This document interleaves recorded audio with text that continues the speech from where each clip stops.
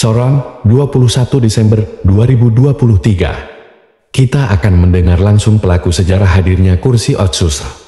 Ketua Divisi Barisan Merah Putih Republik Indonesia, Kabupaten Sorong, adalah salah satu saksi, sekaligus salah satu pejuang hadirnya kursi Otsus di tanah Papua. Saya Librek Bitoy Imlawe, Ketua Barisan Merah Putih Republik Indonesia Kabupaten Sorong. Saya juga adalah pejuang Barisan Merah Putih Republik Indonesia. Selamat sore Pak Librek, selaku Ketua Barisan Merah Putih Kabupaten Sorong. Bapak merupakan salah satu senior pelaku sejarah untuk hadirnya kursi Otsus yang ada saat ini di tanah Papua. Bapak merupakan salah satu orang yang turut serta dalam perjuangan kursi ini. Mungkin kita bisa minta penjelasan sedikit dari Bapak terkait dengan perjuangan kursi ini sampai bisa ada sampai saat ini. Ya, jadi kalau kita mengacu kepada otonomisasi khusus yang dicanangkan oleh pemerintah kepada Papua, di dalam satu undang-undang otonomisasi khusus itu adalah Undang-Undang Nomor 21 Tahun 2001 tentang pasal 6, pasal 7, pasal 6 ayat 6A itu tentang seperempat kursi dari partai politik. Hal ini membuat kami pejuang Barisan Merah Putih berpikir bahwa kenapa orang-orang asli Papua tidak diberikan kesempatan untuk duduk di dalam format parlemen pemerintahan, yaitu kursi dewan, sebagaimana yang disampaikan di dalam Undang-Undang Nomor 21 Tahun 2001.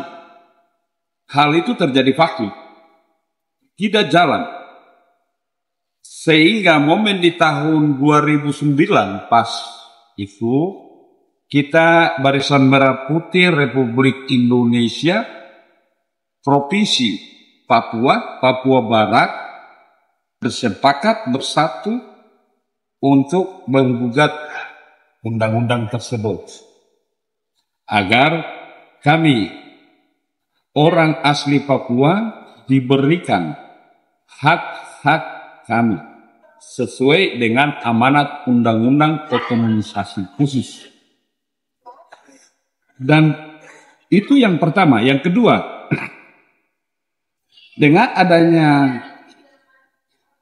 kursi Otsus itu, maka masyarakat asli Papua bisa melihat, menyusun program, melihat anak-anak yang ada di Papua, mau di dusun maupun di kampung, untuk melihat kemakmuran kehidupan mereka yang dirancangkan sesuai dengan putusan Amar Palu DPR yang dimasukkan dalam Perda Perdasus yang mengatur tentang hajat hidup orang Papua. Karena selama ini memang tidak pernah terlihat.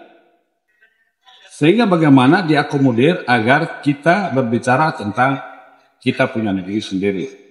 Kita bentuk ini bukan bahwa hak saja yang kita minta, tetapi sejalan dengan itu, berdasarkan undang-undang itu, maka kita harus berjalan bersama-sama dengan pemerintah provinsi, pemerintah kabupaten, kota, dalam rangka membuat kesejahteraan di tanah Papua, khusus pada anak-anak OAF dan secara umum seluruh rakyat Republik Indonesia yang hidup di tanah Papua. Karena hal-hal yang selama ini kita belum menikmati di tanah kita sendiri, kita tidak pernah merasakan. Bahkan orang-orang yang itu saja yang bisa menikmati itu, sehingga latar belakang itu kita membuat hal itu. Pada prinsipnya kita ingin kesejahteraan ada di tanah Papua. baik itu pendidikan, baik itu kesehatan, baik itu keamanan. Dan kami, Barisan Merah Putih ini ada bersama pemerintah Republik Indonesia, ada bersama pemerintah kabupaten, kota, provinsi, satu atap, satu rumah dalam melaksanakan instruksi undang-undang, khususnya hak-hak orang asli Papua.